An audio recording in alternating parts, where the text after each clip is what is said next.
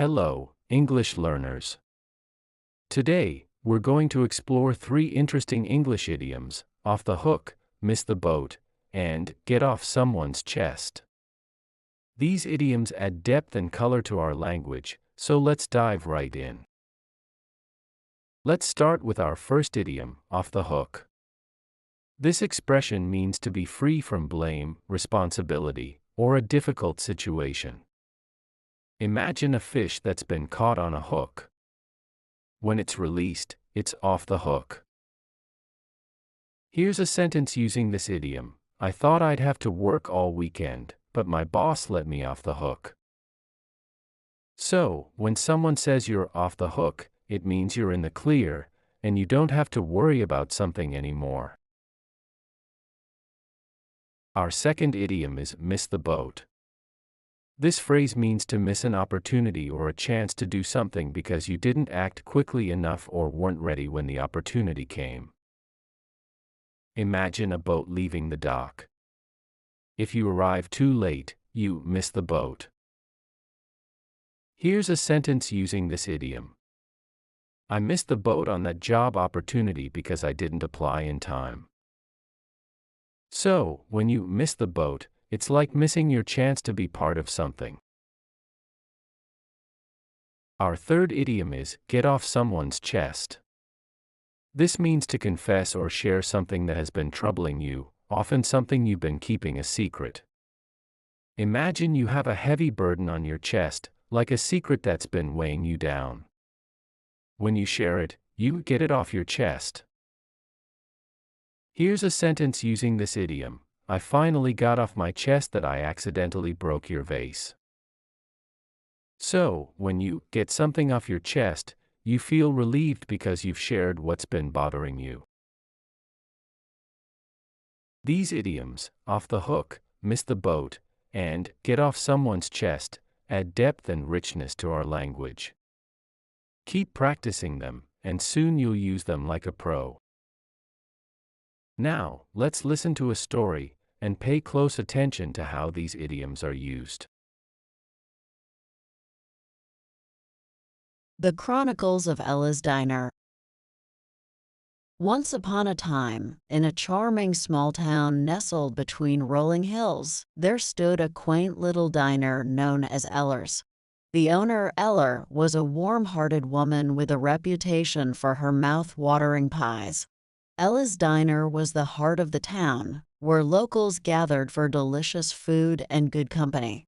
One sunny morning, as Ella was busy preparing a fresh batch of her famous apple pies, her phone rang. It was the town's mayor, Mr. Jenkins, with an urgent request. Ella, Mr. Jenkins said, "We've just received news that the annual Best Pie in Town competition is happening next week. We need you to represent our town and defend our title. Can you do it?" Ella, known for her humility, hesitated. She had won the competition several times in the past, but this year she felt the pressure was too much. However, she couldn't say no to her beloved town and Mr. Jenkins. "All right, Mr. Jenkins, I'll do it," Ella replied. "But I need some extra help this time." Mr. Jenkins assured Ella that the town would provide her with all the assistance she needed. Ella decided to get something off her chest that had been bothering her for years, a secret pie recipe passed down for generations within her family. She had never shared it with anyone, not even her closest friends. Ella knew that this secret recipe was the key to winning the competition, and it was time to get it off her chest and share it with the town.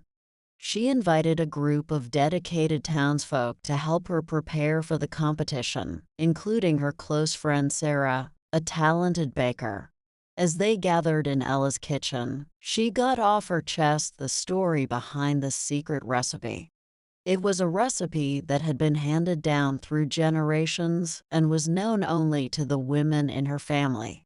Ella's grandmother had won the competition with it many years ago, and she felt it was time to share it with the world. Sarah and the other townsfolk were touched by Ella's gesture. They worked tirelessly, perfecting the recipe and creating pies that were off the hook. Ella's diner became a hive of activity as they prepared for the competition, with pies filling every available inch of the kitchen. As the day of the competition approached, Ella and her team were confident that they had a good shot at winning. The pies were nothing short of extraordinary, and the town rallied behind Ella's diner with unwavering support. On the day of the competition, Ella's nerves were on edge. The judges tasted pie after pie, and the tension in the room was palpable. As the results were announced, Ella's heart sank. She had won second place. The title of Best Pie in Town had slipped through her fingers. Ella stood on the stage, disappointment etched on her face. She had given it her all, shared her treasured family recipe, and poured her heart into those pies, yet they had missed the boat to the coveted first place. As the crowd applauded, Ella tried to hide her disappointment.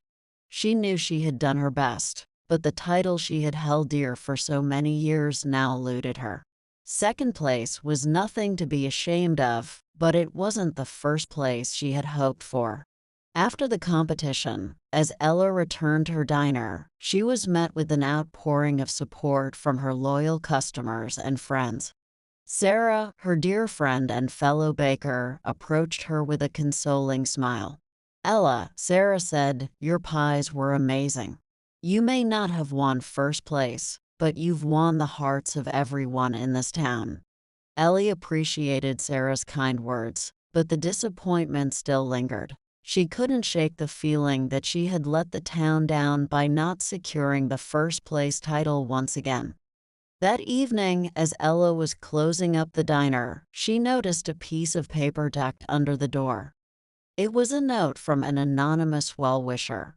It read, "Your pies may not have won the competition, but your generosity and the way you got something off your chest have touched our hearts. You'll always be the best in our book." Tears welled up in Ella's eyes as she read the heartfelt message. She realized that while the title of Best Pie in Town was an honor, what truly mattered was the love and support of her community. Ella had gotten something off her chest that had weighed her down for years, and in doing so, she had enriched the lives of those around her. The next morning, Ella walked into her diner with a newfound sense of purpose. She knew that her pies were still as delicious as ever, and her customers would continue to enjoy them. Ella's diner thrived not because of titles or awards, but because of the warmth and love that filled its walls. Ella continued to bake her delectable pies, and her diner remained the heart of the town. The Best Pie in Town competition came and went each year, but Ella no longer felt the pressure to win. She had learned that sometimes the true treasure lay in the connections she had with her community and the joy of sharing her passion with others. And so Ella's story continued, a story of pies that were off the hook, missed opportunities that didn't define her, and a secret recipe that had finally gotten off her chest. Ella's diner remained a beloved place where everyone felt welcome, and the taste of her pies brought smiles to the faces of all who visited.